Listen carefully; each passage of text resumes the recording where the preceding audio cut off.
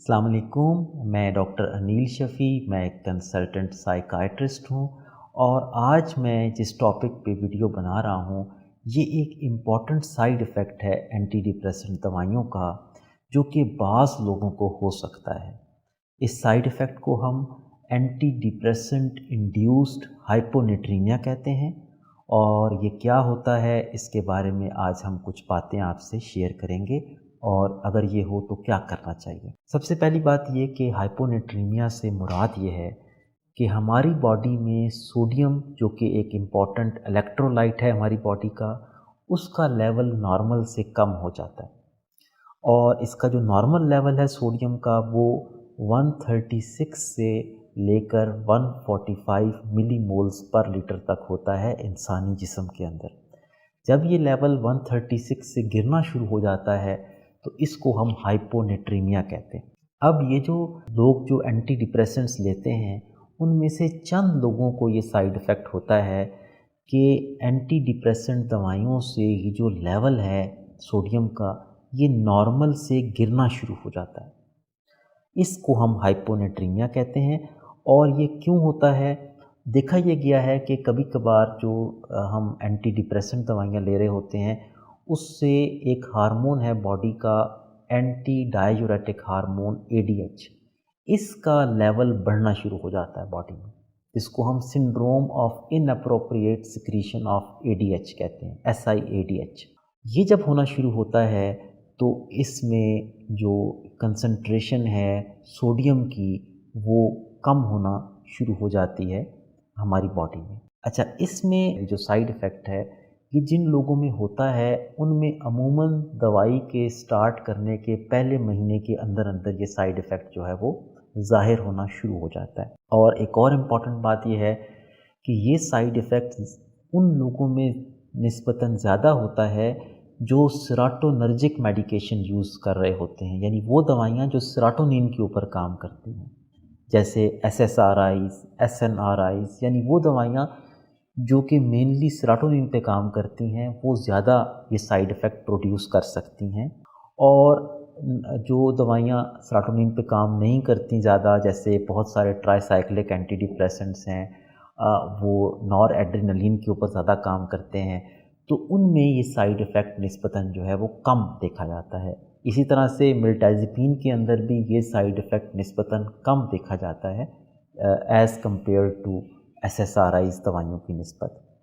अब जब ये साइड इफ़ेक्ट आना शुरू होता है तो क्या क्या ऐसी अलामात होती हैं जिसमें हमें थोड़ा इस बात का ख़दशा होता है कि कहीं हाइपोनेट्रीमिया तो नहीं हो रहा पेशेंट को। इसके अंदर सर का दर्द होना, मतली होना, उल्टी की कैफियत होना, मसल्स में क्रैम्प्स पड़ना, बेचैनी महसूस करना, कमज़ोरी महसूस करना। इसके अलावा आहिस्ता आहिस्ता बंदा डिसओरिएंट होना शुरू हो जाता है, यानी बंदे को पता नहीं चलता मैं कौन सी जगह पर हूँ, कहाँ पर हूँ, जब ये लेवल बेतदरीज कम होता जाता है। तो ये इसके जो है ना वो अलामात हैं।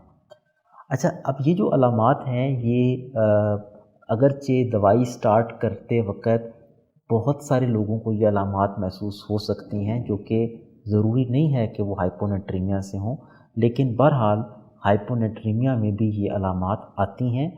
और मतलब अगर ये अलामात आएँ तो कम से कम डॉक्टर को बताएं, ज़रूर आप बताएं, ताकि वो देख सके कि कोई ऐसा इशू तो नहीं है हाइपोनेट्रीमिया का। इसके साथ साथ जब ये लेवल बहुत गिर जाए, यानी आपको साइड इफ़ेक्ट्स आ रहे, आपने डॉक्टर को नहीं बताया या डॉक्टर ने नहीं लेवल करवाया और बहुत ज़्यादा जो है ये लेवल गिर गया, तो अगर ये लेवल 125 मिलीमोल्स पर लीटर से भी गिर जाए तो फिर कुछ ख़तरनाक साइड इफ़ेक्ट्स जैसे मिर्गी जैसे दौरे पड़ना और खुदा न खास्ता मरीज़ का कोमे में जाना, ये साइड इफ़ेक्ट्स भी हो सकते हैं। इसलिए इस साइड इफ़ेक्ट के ऊपर नज़र रखना ज़रूरी है। अच्छा, अब ये जो साइड इफ़ेक्ट है ये ज़ाहिर है, एक तो मैंने बताया कि हर बंदे को नहीं होता, बहुत कम लोगों को होता है, लेकिन कुछ लोग ऐसे होते हैं जिनमें ये साइड इफ़ेक्ट होने की शर्रा बाकी लोगों की निस्बत ज़्यादा होती है। और तो वो जो कुछ लोग जिनकी कुछ खसूसियात हैं जो मैं आपको अभी बताऊंगा, अगर आप उन लोगों में फॉल करते हैं तो फिर आपको ज़्यादा इस बारे में एहतियात रखनी चाहिए कि कहीं ये साइड इफ़ेक्ट आपको ना हो। वो क्या क्या खसूसियात हैं? بوڑھی عمر کے لوگوں کو، یعنی جن لوگوں کی عمر 80 سال سے زیادہ ہوتی ہے، ان میں یہ رسک بڑھ جاتا ہے۔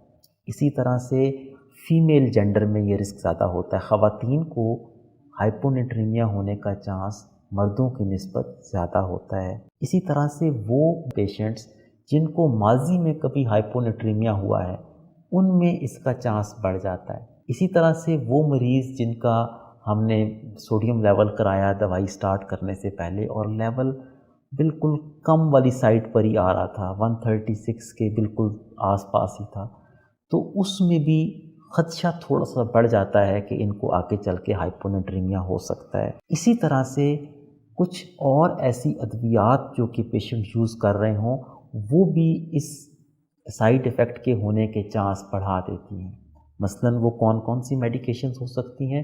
بلڈ پریشر کی بہت ساری ایسی ادویات ہیں جس میں تھائازائڈ ڈائیوریٹکس آتے ہیں، کیلشیم چینل بلاکرز آتے ہیں، ایس انہیبیٹرز آتے ہیں، جو کہ اگر مریض اینٹی ڈپریسنٹ دوائیوں کے ساتھ وہ بھی یوز کر رہا ہے تو ہائپونیٹریمیا ہونے کا چانس بڑھ جائے گا۔ اسی طرح سے جو لوگ ٹیگرال یوز کرتے ہیں، کاربامازاپین، ان میں بھی اس سائیڈ ایفیکٹ کے ہونے کا چانس بڑھ جاتا ہے۔ NSAIDs یعنی وہ دوائیاں جو کہ سوزش اور درد کے لیے بڑی کامن یوز ہوتی ہیں، جیسے بروفن ہو گئی، جیسے سنفلیکس ہو گئی، ڈکلوران ہو گئی، تو یہ دوائیاں بھی اگر 7 بندہ یوز کر رہا ہے اینٹی ڈپریسنٹ دوائیوں کے زیادہ عرصے تک تو اس میں بھی چانس بڑھ جاتا ہے۔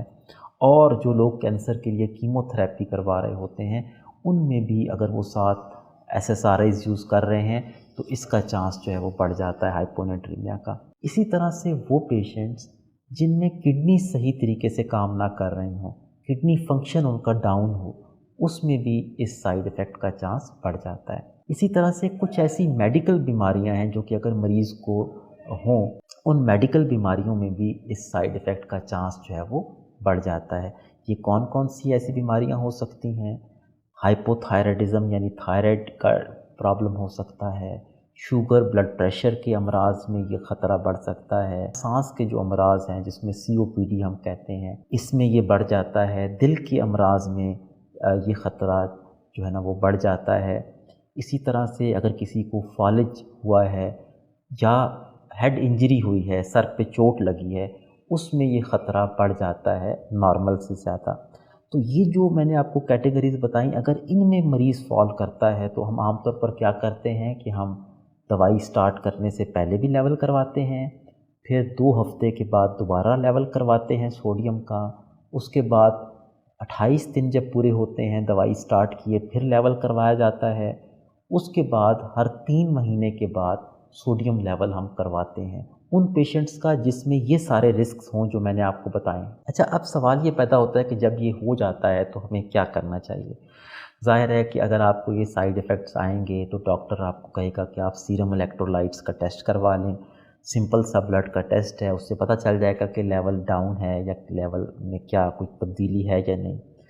اگر لیول کم ہو رہا ہو تو عام طور پر ڈاکٹر جو ہے جو سیروٹونین پہ کام کرنے والی دوائیاں ہیں ان کو بند کر دیتے ہیں اور ان کی جگہ وہ دوائیاں جو کہ ڈائریکٹ سیروٹونین پہ کام نہیں کرتی، جیسے کہ ٹرائی سائیکلک اینٹی ڈپریسنٹس ہیں جو کہ نور ایڈرینلین کے اوپر جن کا نسبتاً زیادہ اثر ہوتا ہے، تو جیسے کہ سینسیوال اور اس طرح کی ملتی جلتی دوائیاں، تو وہ سٹارٹ کی جا سکتی ہیں۔